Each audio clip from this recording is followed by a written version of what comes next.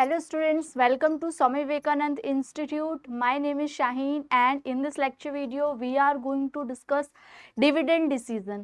और इससे previous lectures में हम लोगों ने फाइनेंशियल मैनेजमेंट के बहुत से इम्पॉर्टेंट पॉइंट को एस्पेक्ट्स को कवर किया है, जैसे फाइनेंशियल मैनेजमेंट क्या होता है उससे related every detail. Now dividend decision का मतलब होता है, डिविडेंड डिसीजन बेसिकली मतलब होता है कि जो भी प्रॉफिट एक ऑर्गेनाइजेशन के अंदर हो रहा है, whether to distribute these to their share holders को वो बांटना है कि नहीं बांटना.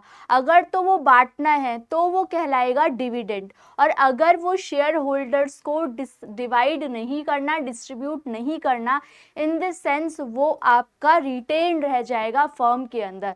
तो यहाँ पे बोल रखा है या तो फर्म रिटेन्ड अर्निंग्स रखेगी, प्लगिंग बैक ऑफ प्रॉफिट अपने पास पैसा रख लेगी, या तो एक सिचुएशन है कि वो ये इंटरेस्ट के रूप में डिवाइड कर देगी, that is dividend.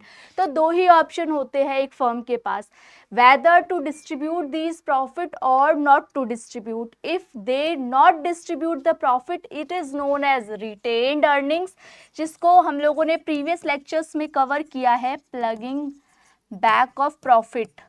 Plugging back of profits के नाम से भी इसको जाना जाता है. And dividend decision is distribute the profit को हम डिस्ट्रीब्यूट करेंगे. तो डिविडेंड डिसीजन का मतलब दो ऑप्शंस जो कि एक फर्म को ऑप्ट करने पड़ते हैं, एक कंपनी को ऑप्ट करने पड़ते हैं in terms of profit division. Now इसकी स्टडी करेंगे. सबसे पहले डिविडेंड डिसीजन की डेफिनेशन, इसका मीनिंग क्या होता है. डिविडेंड इज दैट पोर्शन, वो हिस्सा, प्रॉफिट का वो हिस्सा that is distributed to the share holders. Share holders को जो बांटा जाता है, जो डिस्ट्रीब्यूट किया जाता है, वो वाला जो पार्ट होता है, वो वाला जो हिस्सा होता है, उसको हम क्या बोलते हैं, डिविडेंड बोलते हैं. The decision involved here is how much the profit earned by the company after paying the taxes. सबसे पहले इनकम जनरेट होती है एक कंपनी को, एक फर्म को, उसके बाद उसमें से टैक्सेस को घटाया जाता है, उसके बाद बचता है प्रॉफिट. जैसे कि इनकम जनरेट हुई एक फर्म को फ्रॉम वेरियस सोर्सेस, ठीक है, रिटर्न के थ्रू उसने कमाया या इन्वेस्टमेंट के थ्रू कमाया, डिफरेंट सोर्सेस से मुझे इनकम जनरेट हुई. इन इनकम में से मैंने टैक्सेस वाला पोर्शन माइनस किया, तो मेरा टैक्सेस या आप बोल सकते हो कॉस्ट, इवन कॉस्ट भी मैंने माइनस किया, तब जाके मेरा प्रॉफिट निकला. अब प्रॉफिट के दो सिनेरियो है. अगर तो मैं इसे डिस्ट्रीब्यूट करती हूँ तो ये क्या कहलाएगा, डिविडेंड, और अगर मैं इसको डिस्ट्रीब्यूट नहीं करती हूँ तो ये वाला पोर्शन क्या कहलाएगा, रिटेन्ड अर्निंग्स. सो इन्होंने बोल रखा है कि टैक्सेस को घटाने के बाद डिस्ट्रीब्यूट किया जाता है शेयर होल्डर्स को. It also includes the part, इसके अंदर कौन सा पार्ट और इंक्लूडेड होता है, it also included the part the profit that should be retained in the business. इस प्रॉफिट के अंदर दोनों हिस्से हैं ना, देखो, डिविडेंड जो कि आपको डिस्ट्रीब्यूट करना है या जो आपको डिस्ट्रीब्यूट नहीं करना, दोनों ही हिस्से हैं. तो इस प्रॉफिट में जो कि इनकम को टैक्स में से घटाने के बाद निकला है, उसमें दोनों ही पार्ट है, whether to distribute these income और नॉट टू डिस्ट्रीब्यूट. अगर डिस्ट्रीब्यूट करोगे तो वो डिविडेंड कहलाएगी, और अगर नहीं डिस्ट्रीब्यूट करोगे तो रिटेन अर्निंग कहलाएगी. रिटेन अर्निंग का को हम प्लगिंग बैक ऑफ प्रॉफिट भी बोलते हैं. और प्लगिंग का मतलब है कि अपने प्रॉफिट्स को अपने पास रखना, ताकि हम फ्यूचर में इसके थ्रू इन्वेस्टमेंट कर सकूं. इन्वेस्टमेंट करूंगी तो मुझे क्या होगा, रिटर्न होगा, है ना. तो इसी तरीके से डिसाइड करना पड़ता है कि whether to distribute the profit और नॉट टू डिस्ट्रीब्यूट. हाँ, अगर एक ऐसा सिनेरियो है जहाँ पे आपको इन्वेस्ट करके पैसा अपने पास रख रहे हो इन्वेस्टमेंट के लिए, और इन्वेस्टमेंट से जो रिटर्न आएगा वो बहुत अच्छा खासा आ सकता है, तो आप प्रॉफिट को रिटेन करो, अपने पास रखो और रिटर्न कमाओ उससे, ठीक है, और इससे वैल्यू को मैक्सिमाइज करो. लेकिन अगर आप आपके पास अपॉर्चुनिटी नहीं है रिटर्न को कमाने की, तो आप इस प्रॉफिट को शेयर होल्डर को डिस्ट्रीब्यूट कर दो और वहां से शेयर होल्डर की वैल्यू को इंक्रीज करो। ओके, नाउ नेक्स्ट की बात करें तो when the current income is री इन्वेस्टेड, जब करंट इनकम को, अब मैंने उस इनकम को नहीं डिस्ट्रीब्यूट किया, ठीक है, अब ये वाली इनकम जो थी मेरी प्लगिंग बैक ऑफ प्रॉफिट थी, तो इसको मैंने क्या किया, इन्वेस्टमेंट किया, मतलब दोबारा से इन्वेस्ट कर दिया कहीं पे। तो इन्होंने बोला है जो करंट इनकम है is reinvested, the retained earning increases the firm's future earning capacity. Obvious सी चीज़ है कि अगर मैं उस पैसे को अपने पास रखती हूँ और उस पैसे को इन्वेस्ट करती हूँ, वहाँ से मैं रिटर्न कमाती हूँ, तो मेरी फर्म की जो कैपेसिटी है पैसा कमाने की वो क्या होगी, इंक्रीज होगी। तो अर्निंग कैपेसिटी इंक्रीज होती है। This extent of retain earning also influence the financing decision of the firm. तो ये कहीं ना कहीं फाइनेंसिंग डिसीजन को भी अफेक्ट करती है। फाइनेंसिंग डिसीजन में हम लोगों ने क्या स्टडी की थी, फाइनेंसिंग डिसीजन में जो हम लोगों ने फर्स्ट लेक्चर में डिस्कस किया था, उसमें क्या डिस्कस किया था कि वेयर, हाउ, फ्रॉम, व्हेन, कब कब, कहाँ कहाँ से, कौन कौन से सोर्सेज में हमें पैसा क्या करना है, लेके आना है। लेके आना है तो वो सोर्सेज बताओ, शेयर्स के थ्रू, हम शेयर्स के थ्रू इशू करें या डिबेंचर्स के थ्रू करें या प्राइवेट इक्विटी के थ्रू करें। तो उसमें हमने डिटेल में डिस्कस किया था कि फाइनेंसिंग डिसीजन एनी हाउ कैसे इन्फ्लुएंस होता है। तो investment decision, financing decision and the dividend decision, all the three concepts are correlated. वो एक दूसरे से कहीं ना कहीं मिलते जुलते हैं और जुड़े हुए हैं। तो इसीलिए इन्होंने बोल रखा है कि अगर रिटेन अर्निंग आप रखते हो और उस रिटेन अर्निंग को इन्वेस्ट करते हो, दोबारा री इन्वेस्ट करते हो, जहां से आपकी अर्निंग कैपेसिटी इंक्रीज होगी, तो वो एनी हाउ किसको इन्फ्लुएंस करेगी, फाइनेंसिंग डिसीजन को भी इन्फ्लुएंस करेगी। The dividend decision should be take keeping in view, और जो हमारा डिविडेंड डिसीजन है whether to distribute the profit or not to distribute the profit will be depend on the decision for maximizing the value of the share holder. Share holder की value को maximize करने के लिए, उनकी value को, उनकी worth को बढ़ाने के लिए डिविडेंड डिसीजन लेते हैं, और जहां पे उनको सबसे ज़्यादा सेटिस्फेक्शन होती है वो डिसीजन हमें फर्म के अंदर लेना चाहिए। Now the next one is, वो बहुत सारे फैक्टर्स होते हैं, वो ऐसे कौन कौन से फैक्टर्स होते हैं जिनकी वजह से आपका डिविडेंड इन्फ्लुएंस होता है या डिविडेंड अफेक्ट होता है। तो वो बहुत सारे फैक्टर्स होते हैं, जैसे कि पहला point is amount of earning. Amount of earning में इन्होंने बोल रखा है कि अगर तो मेरी अर्निंग कैपेसिटी, ध्यान से समझना, अगर तो मेरी अर्निंग कैपेसिटी बहुत अच्छी खासी है तो मैं डिविडेंड डिस्ट्रीब्यूट इजीली कर सकती हूँ और मुझे डिविडेंड हायर अमाउंट में डिस्ट्रीब्यूट करना चाहिए। लेकिन अगर अर्निंग कैपेसिटी मेरी लो होगी, in that case I have to distribute the profit as dividend in the less terms. तो मैं क्या करूंगी, कम डिविडेंड डिस्ट्रीब्यूट करूंगी। डिविडेंड मैं कहाँ से वो डिवाइड करती हूँ, अर्निंग्स के बेसिस पे। ज़्यादा अर्निंग होगी इसका मतलब जो डिविडेंड होंगे वो ग्रेटर होंगे, वेयर एज फ्यूअर अर्निंग, अगर मेरे पास अर्निंग कम होगी जो कि मुझे कहीं ना कहीं एक संकेत दे रहे हैं या एक डायरेक्शन दे रहे हैं कि वहाँ पे जो डिविडेंड का डिस्ट्रीब्यूशन होगा वो क्या होगा, कम होगा। सो समझ गए कि अर्निंग ज़्यादा, मेरे पास पैसे ज़्यादा हैं तो वो मैं डिस्ट्रीब्यूट कर सकती हूँ एज द शेयर होल्डर, लेकिन अगर पैसे की अमाउंट ही कम है तो वो मैं फ्यूचर में इन केस लगाऊंगी और वहाँ से री इन्वेस्टमेंट कर पाऊंगी और रिटर्न कमा पाऊंगी, और रिटर्न के थ्रू मैं दोबारा से नेक्स्ट सिनेरियो में डिविडेंड को ज़्यादा पे अप करूंगी। Next is stability of earning. देखो अर्निंग की स्टेबिलिटी होती है, स्टेबिलिटी मीन्स कभी बहुत ज़्यादा अर्निंग हो जाए, कभी बहुत कम अर्निंग हो, तो ये वाला जो सिनेरियो होता है ये किसी भी स्टेज में क्या होता है, बहुत ज़्यादा भी अच्छी नहीं है, बहुत कम भी अच्छी नहीं है। एक स्टेबिलिटी मेंटेन होनी चाहिए अर्निंग्स के अंदर।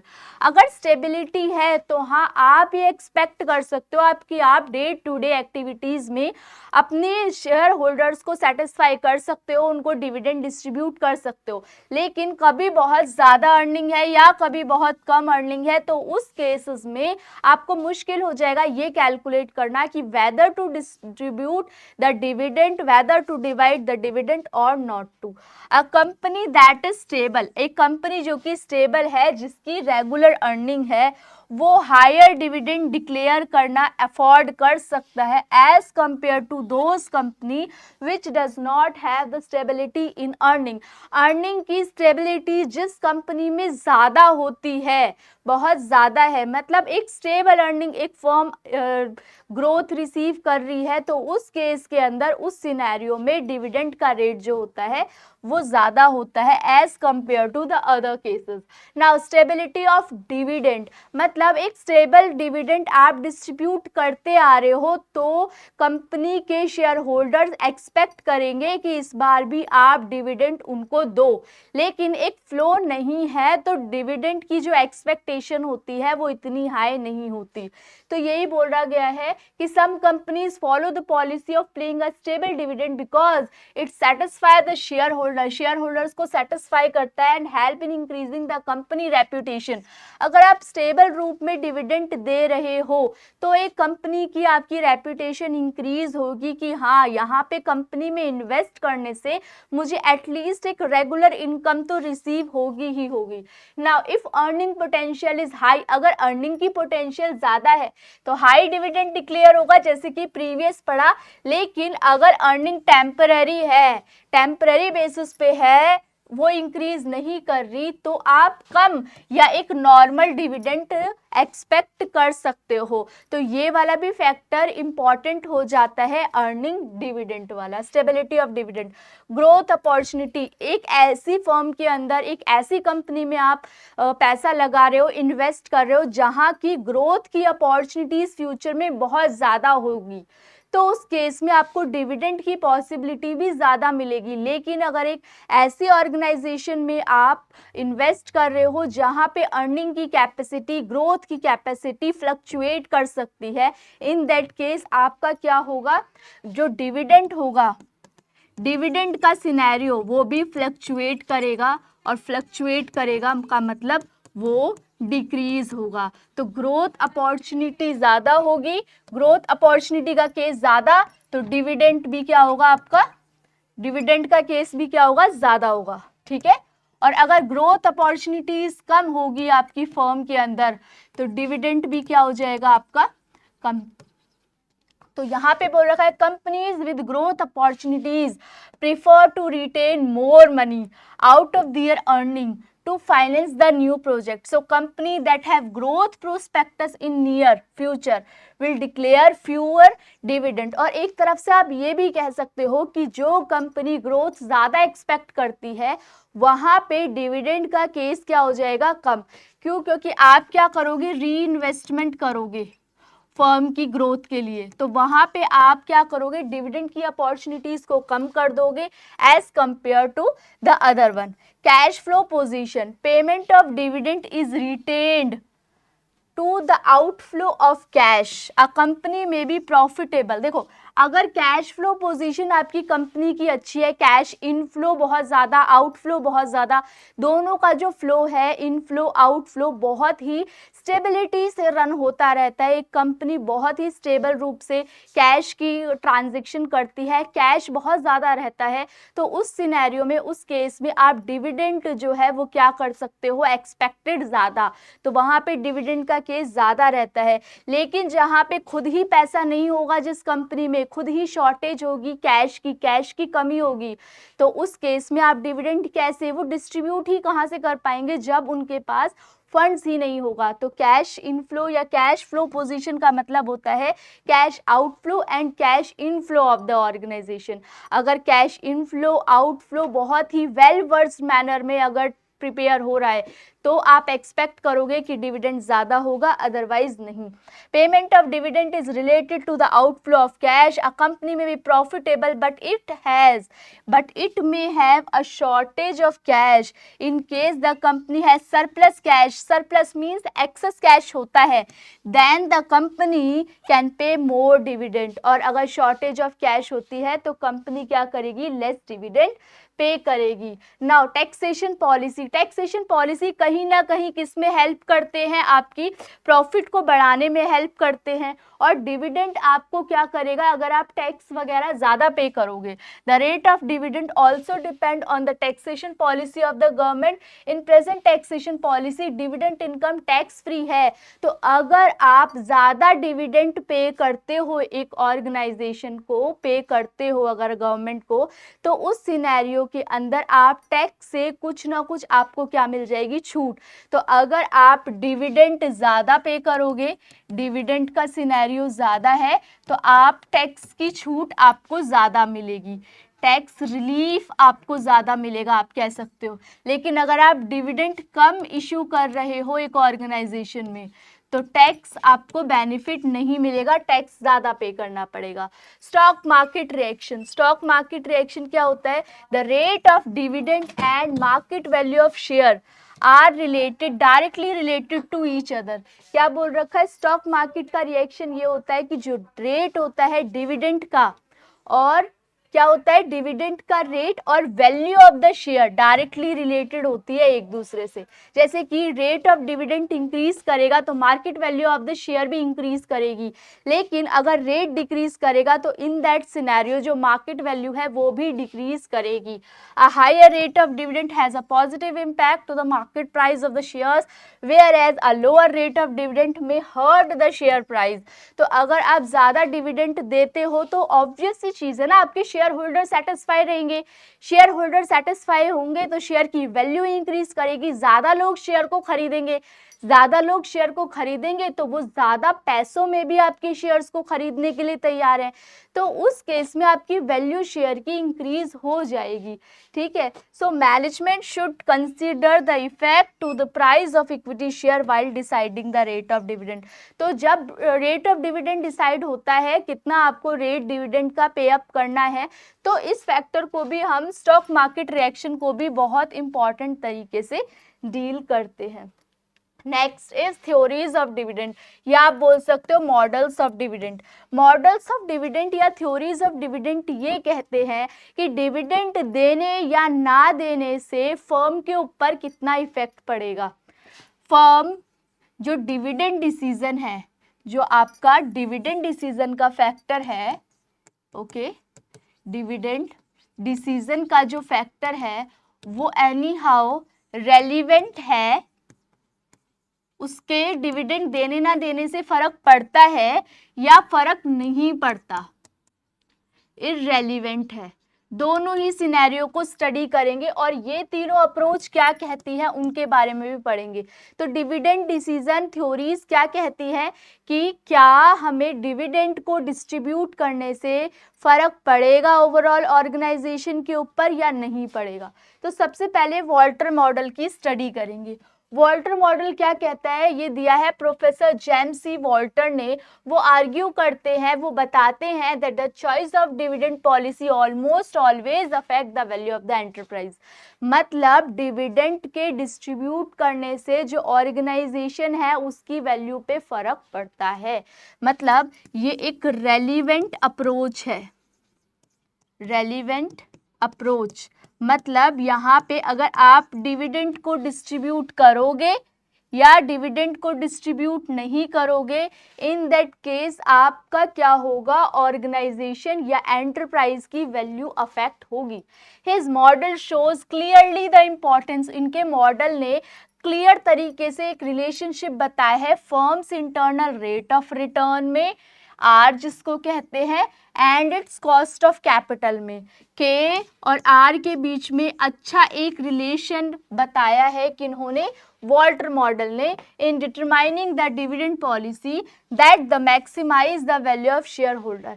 मतलब ओवरऑल वॉल्टर का मॉडल ये कहता है कि एनी हाउ आप डिविडेंड को डिस्ट्रीब्यूट कर रहे हो या नहीं डिविडेंड को डिस्ट्रीब्यूट कर रहे, इन दैट केस आपका जो वैल्यू है एंटरप्राइज की, जो वैल्यू है ऑर्गेनाइजेशन की, वो अफेक्ट होगी। ठीक है, और ये हमने किसकी स्टडी में करना है, के और आर के बारे में इन्होंने एक अच्छा रिलेशनशिप दे रखा है। नाउ इन्होंने बोल रखा है कुछ अजम्पशंस भी होते हैं जब थ्योरीज को हम पढ़ते हैं, और अजम्पशंस में से क्वेश्चन आने के चांसेस क्या होते हैं, ज़्यादा होते हैं। The firm financing all investment through retained earning that is debt और new equity is not issued.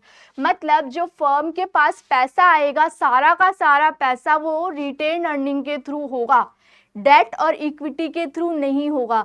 जबकि कैपिटल स्ट्रक्चर में हमने थ्योरीज पढ़ी थी जिसके अंदर हम लोगों ने ये पढ़ा था कि वो अजम्पशन ये कहती है कि जो भी सोर्सेज आप लेके आओगे फंड्स की, वो आइदर द डेट और द इक्विटी, दो ही हो सकते हैं सोर्सेज, डेट और इक्विटी। जबकि डिविडेंड डिसीजन बिल्कुल अपोजिट कहता है। क्या कहता है कि जो फर्म है वो अपना पैसा सारी की सारी इन्वेस्टमेंट का वो कहाँ से करेगी, रिटेन अर्निंग के थ्रू करेगी। The firms internal rate of return जो आर है and it's cost of capital के, वो कांस्टेंट रहेंगे। कांस्टेंट मींस अगर आर की वैल्यू आपने 3%, के की वैल्यू आपने 5% इस तरीके से डिसाइड कर ली, तो ये through out the period of time will be same, will be constant, बदलेंगे नहीं। ओके, तो ये जो है दो इम्पॉर्टेंट अजम्पशंस हैं। फिर next is all earning are either distributed as dividend और रिटेन्ड एज इंटरनल इमीडिएटली। मतलब क्या कह रखा है, मान लो 10 लाख का प्रॉफिट हुआ।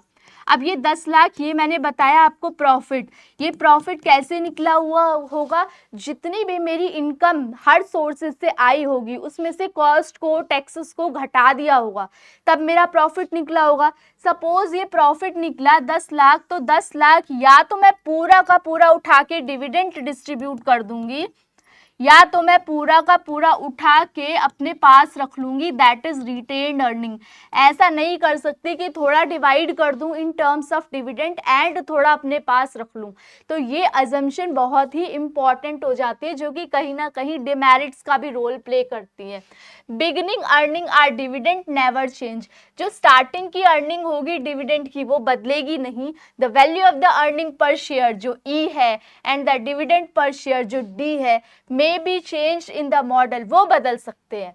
मतलब जो स्टार्टिंग की अर्निंग है वो नहीं बदलेगी, अर्निंग पर शेयर और डिविडेंड पर शेयर चेंज हो सकते हैं इस मॉडल के हिसाब से, but any given value of E and D are assume to remain constant for ever in determining a given value. मतलब जो भी आप वैल्यू को कैलकुलेट करोगे इन दैट केस ई और D will remain constant. Question के हिसाब से चेंज हो सकती है but through out the period वो क्या रहेगी, सेम रहेगी। ओके, नेक्स्ट इज इसका एक फॉर्मूला है।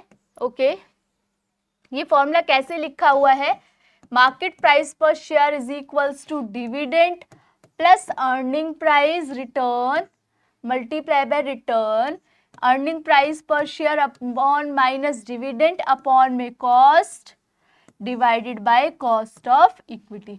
तो ये है आपका होल डिवाइडेड बाय, इसीलिए इन्होंने यहाँ पे भी के का डिवाइड किया और यहाँ पे भी के का डिवाइड किया है, क्योंकि ये होल डिवाइडेड बाय के है।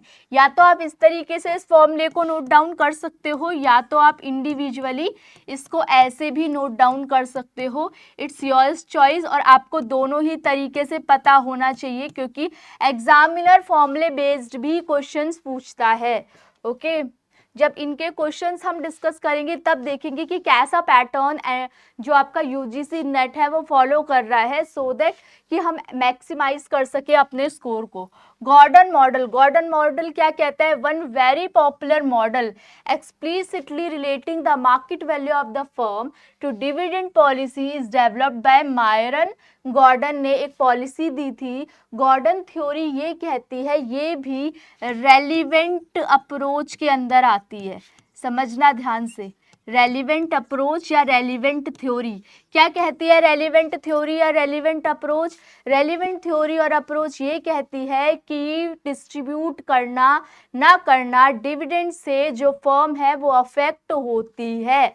Okay, so Gordon theory on dividend policy is one of the dividend theories. Dividend theories बोला गया है जिसके अंदर believing in the relevance of dividend, dividend फर्क पड़ता है कॉन्सेप्ट, इसको हम बर्ड इन हैंड थ्योरी भी कहते हैं, which states that the current dividend are important in determining the firm's value.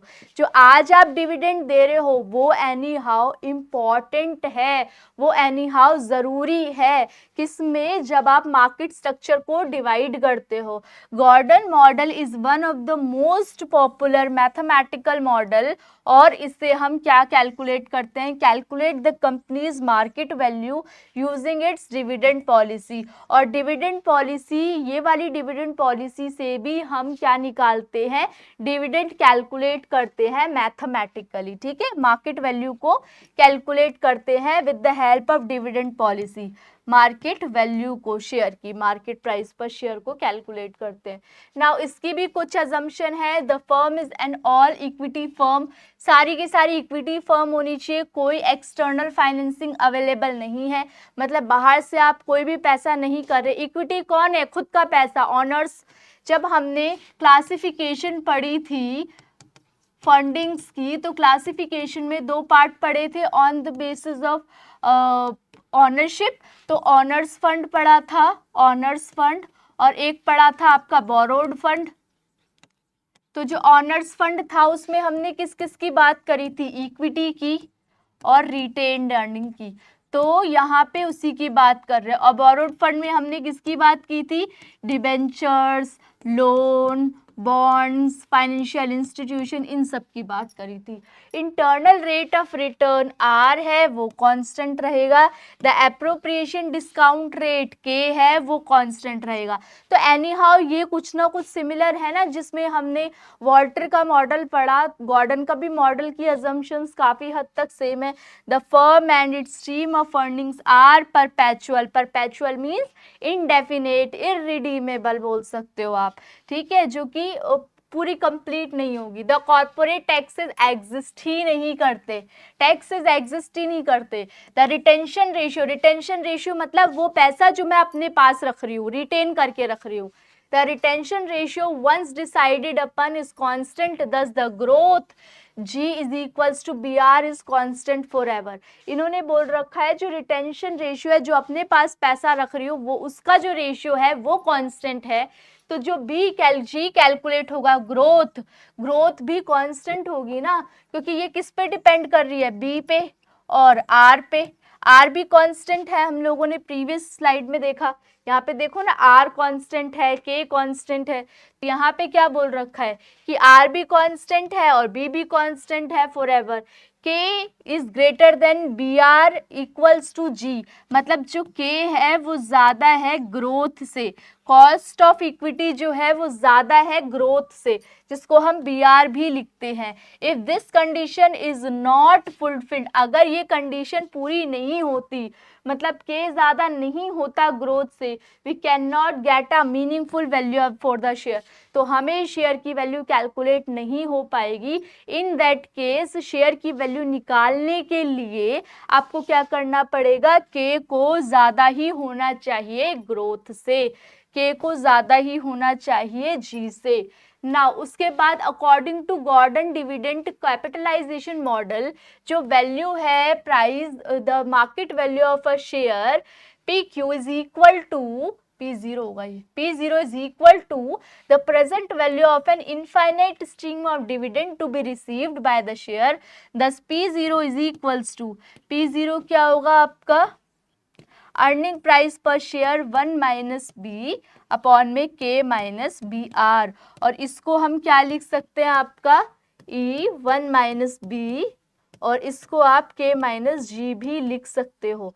दोनों ही सिनेरियो आपके सही हैं। अर्निंग प्राइस जो है 1 माइनस, ये क्या था, B की वैल्यू आपने क्या पढ़ी थी, रिटेंशन रेशियो कहते हैं B को, B इज रिटेंशन रेशियो, जितना पैसा आप रख रहे हो, तो इसीलिए ये हो गया इंक्रीज। हाँ, तो ये आ जाएगा 1 माइनस बी और K माइनस BR लिखो या K माइनस G लिखो इसको, now Modigliani and Miller hypothesis, जो कि अप्रोच ये कहती है कि डिविडेंड को देने ना देने से, डिविडेंड को डिस्ट्रीब्यूट करने ना करने से आपकी value of the firm affect नहीं होती, ठीक है।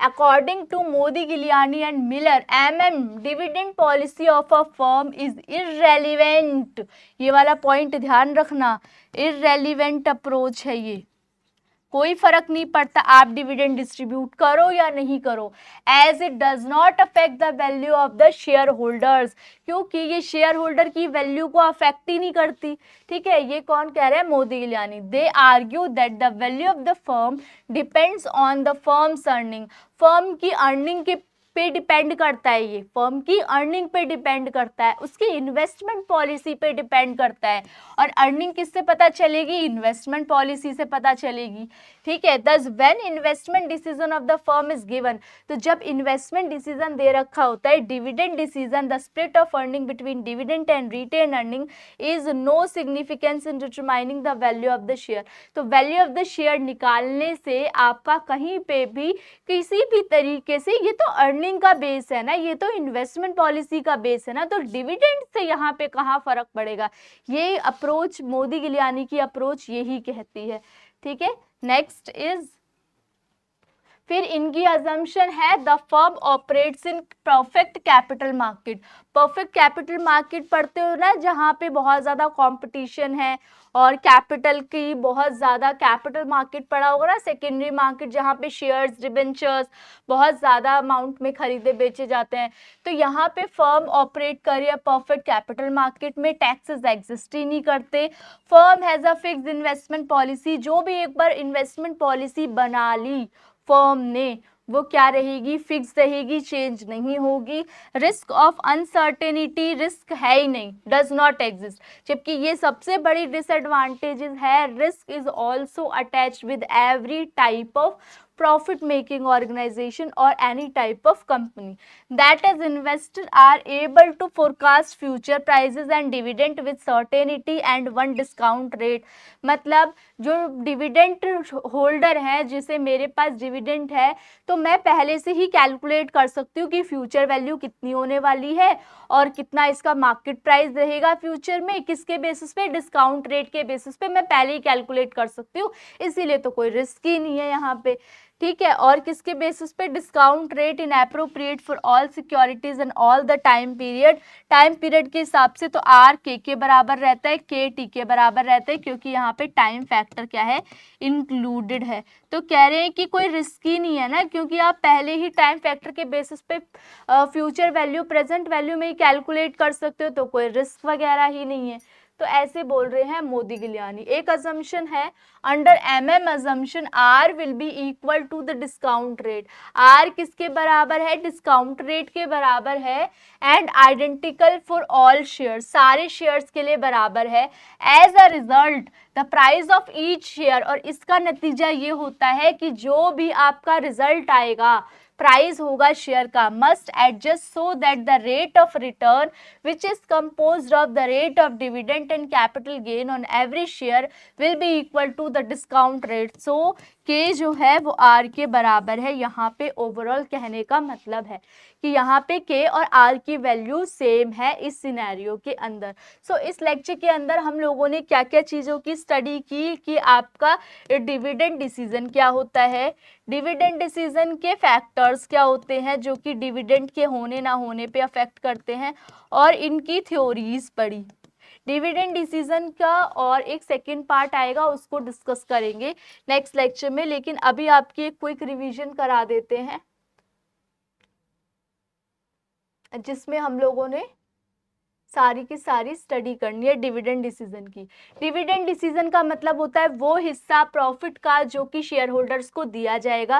कंपनी के पास दो होते हैं, दो एस्पेक्ट्स होते हैं, या तो वो उस प्रॉफिट को रिटेन करके रख ले, अपने पास रख ले, री इन्वेस्ट कर दे, या तो कंपनी के पास दूसरा ऑप्शन होता है जो है शेयर होल्डर्स उसमें डिवाइड कर दे, डिस्ट्रीब्यूट कर दे। तो दो ऑप्शन होते हैं, इसीलिए इस डिसीजन को हम डिविडेंड डिसीजन बोलते हैं। री इन्वेस्टमेंट डिविडेंड से कहीं ना कहीं अर्निंग कैपेसिटी बढ़ेगी, अर्निंग कैपेसिटी और रिटेन्ड अर्निंग से बढ़ेगी, और जो डिविडेंड डिसीजन होता है वो हमें इस तरीके से लेना चाहिए जो शेयर होल्डर की वैल्यू को इंक्रीज कर सके। अब बहुत सारे ऐसे फैक्टर्स हैं जो कि एनी हाउ इन्फ्लुएंस करते हैं किसको, कि डिविडेंड लेना चाहिए कि नहीं लेना चाहिए। तो अमाउंट ऑफ अर्निंग, डिविडेंड ज़्यादा होगा कि कम, अगर मेरी अर्निंग कैपेसिटी बहुत अच्छी खासी है तो मैं डिविडेंड को डिस्ट्रीब्यूट करूंगी, और अगर अर्निंग कैपेसिटी मेरी कम है तो मैं डिविडेंड डिस्ट्रीब्यूट नहीं कर पाऊंगी, डिविडेंड का जो रेट होगा वो कम होगा ना। स्टेबिलिटी ऑफ अर्निंग, बहुत अच्छे स्टेबल तरीके से अगर मैं अर्निंग फॉलो करती जा रही हूँ तो मेरी जो डिविडेंड की पॉलिसी है वो इंक्रीज करेगी, रेट ग्रो करेगी, अदरवाइज नहीं करेगी। Next is dividend stability of dividend. Stability of dividend का मतलब अगर जो मैं सही तरीके से डिविडेंड को डिस्ट्रीब्यूट करती आई हूँ तो मेरा केस क्या रहेगा, इंक्रीज करेगा, ग्रो करेगा। लेकिन अगर मेरी इनकम अर्निंग ही स्टेबल नहीं है तो मेरा डिविडेंड का रेट कम होगा। ग्रोथ अपॉर्चुनिटी, अगर एक फर्म ग्रो करना चाहती है तो वो पैसा अपने पास ज़्यादा रखेगी, रिटेन्ड ज़्यादा करेगी, और अगर ग्रोथ अपॉर्चुनिटीज उसको कम लग रही है तो वो क्या कर देगी, डिस्ट्रीब्यूट कर देगी फर्म के अंदर। कैश फ्लो पोजीशन बहुत अच्छी है कंपनी की, इनफ्लो आउटफ्लो बहुत अच्छी मात्रा में हो रहा है, तो उस केस के अंदर कैश फ्लो अगर अच्छा है तो कंपनी डिस्ट्रीब्यूट अर्निंग ज़्यादा करेगी, अदरवाइज कंपनी डिस्ट्रीब्यूट नहीं करेगी। नेक्स्ट टैक्सेशन पॉलिसी, टैक्स से बचने के लिए कंपनी क्या होती है, डिविडेंड ज़्यादा इशू करते हैं क्योंकि डिविडेंड में कहीं ना कहीं रिलीफ मिल जाता है। और नेक्स्ट केस स्टॉक मार्केट का रिएक्शन, अगर डिविडेंड का रेट ज़्यादा है तो मार्केट वैल्यू अपने आप ज़्यादा होगी क्योंकि शेयर होल्डर्स वहाँ से बहुत ज़्यादा सेटिस्फाइड होंगे। नेक्स्ट पॉइंट की बात करूं तो यहाँ पे हमने थ्योरीज को पढ़ा जिसमें हमने वॉल्टर की थ्योरी और गॉर्डन की थ्योरी और एमएम की थ्योरी को डिस्कस किया था। वॉल्टर की थ्योरी ये कहती है कि हाँ रेलिवेंट है, इम्पॉर्टेंट है, अफेक्ट करती है फर्म को, ठीक है, और उन्होंने एक रिलेशनशिप बताया था आर और के बीच में। अजम्पशन कहती है कि जो फर्म है सारी की सारी इन्वेस्टमेंट रिटेन्ड अर्निंग से करेगी, आर और के कांस्टेंट रहेगा, सारी की सारी अर्निंग या तो डिस्ट्रीब्यूट कर दी जाएगी या तो रिटेन्ड होगी, ठीक है, ऐसा नहीं है थोड़ा पोर्शन कर दो थोड़ा नहीं करो। फिर इन्होंने बोला स्टार्टिंग की जो अर्निंग है वो तो सेम रहेगी, ई और डी सेम रहेगा, जिसकी वजह से इसी की कैलकुलेट कर सकते हैं हम, कांस्टेंट रहेगी, ये भी वैल्यू अज्यूम करेंगे कि ये कांस्टेंट रहेगी, ठीक है। और ये क्या बोल रखा है, the firm has very long और इनफाइनाइट लाइफ, परपेचुअल लाइफ रहेगी, बहुत लंबे टाइम तक चलती जाएगी। नेक्स्ट हमने इसका फॉर्मूला डिस्कस किया, फॉर्मूले को कौन से पॉइंट को क्या कहते हैं। गॉर्डन मॉडल भी ये कहता है कि ये कहीं ना कहीं रेलिवेंट है, फर्म का अफेक्ट करती है डिविडेंड को देने या ना देने से, ठीक है। और यहाँ पे हमने बर्ड इन हैंड थ्योरी भी पढ़ा जो कि गॉर्डन ने दे रखा है। इन्होंने एक फॉर्मूला दिया था जो कि डिस्कस करेंगे। इन्होंने बोला सारी की सारी इक्विटी फर्म खुद का पैसा होना चाहिए, कोई पैसा बाहर से नहीं लोगे, इंटरनल रेट कांस्टेंट होगा, जो आपका कॉस्ट है वो कांस्टेंट होगा, डिस्काउंट रेट कांस्टेंट होगा, फर्म की जो लाइफ है परपेचुअल रहेगी, इनफाइनाइट रहेगी, कॉर्पोरेट टैक्स एग्जिस्ट ही नहीं करते, रिटेंशन रेशियो भी कांस्टेंट है, तो ऑब्वियस सी चीज़ है ग्रोथ भी कांस्टेंट होगा, और ग्रोथ कांस्टेंट होगा। लेकिन एक ऐसा सिनेरियो है वो ये जो क्वेश्चन है वो इस बेसिस पे निकलेगा जहाँ पे के की वैल्यू ज़्यादा रहनी चाहिए जी से। अब इसका रीज़न भी मैं आपको बता देती हूँ, ऐसा क्यों है, क्योंकि के की वैल्यू जैसे ही अगर ये ज़्यादा है, ये 10 है और ग्रोथ है मान लो 0.1, तो आप इसको सॉल्व कर सकते हो। अदरवाइज अगर ग्रोथ ज़्यादा है तो डिनोमिनेटर में नेगेटिव आ जाएगा, और डिनोमिनेटर में नेगेटिव एग्जिस्ट ही नहीं करता, तो इसीलिए ये इस फॉर्मूले पे बेस्ड थी। मोदी गिलियानी मिलर अप्रोच कहती है कि इररेलीवेंट है, कोई फर्क नहीं पड़ता। हाँ फर्क किससे पड़ता है, इन्वेस्टमेंट पॉलिसी से, फर्म की अर्निंग से, इससे फर्क पड़ता है, डिविडेंड से ना कि आपको डिविडेंड डिसीजन से कोई फर्क पड़ता है। यहाँ पे परफेक्ट कैपिटल है, टैक्स एग्जिस्ट नहीं करते, फिक्स्ड इन्वेस्टमेंट पॉलिसी है, और यहाँ पे जो आर है वो के बराबर है, के टी के बराबर है। क्यों, क्योंकि सिर्फ और सिर्फ के बेसिस पे नहीं, टाइम फैक्टर के बेसिस पे भी आज ही मैं कैलकुलेट कर लूंगी कि फ्यूचर वैल्यू कितनी है मेरे शेयर्स की, तो यहाँ पे रिस्क वाला फैक्टर क्या हो जाएगा, होगा ही नहीं। और एमएम अप्रोच लास्ट में ये बात करती है कि यहाँ पे एडजस्टमेंट करते हैं के और आर की। सो बेसिकली इस लेक्चर में आप लोगों ने बहुत सारे पॉइंट्स पॉइंट्स को डिस्कस कर लिया। थ्योरीज के डिविडेंड जो डिसीजन है इसका नेक्स्ट पार्ट आएगा, जिसके अंदर हम लोग टाइप्स ऑफ डिविडेंड को डिस्कस करेंगे और भी इसके बहुत सारे इंपॉर्टेंट पॉइंट्स को डिस्कस करेंगे। ठीक है, तो नेक्स्ट लेक्चर वीडियो में मिलेगी। और अगर आपको किसी भी तरीके का कोई डाउट होता है रिलेटेड टू फाइनेंशियल मैनेजमेंट तो आप कमेंट सेक्शन में मेंशन कर सकते हो, आपको उसका रिवर्ट मिल जाएगा time to time. Thank you for watching.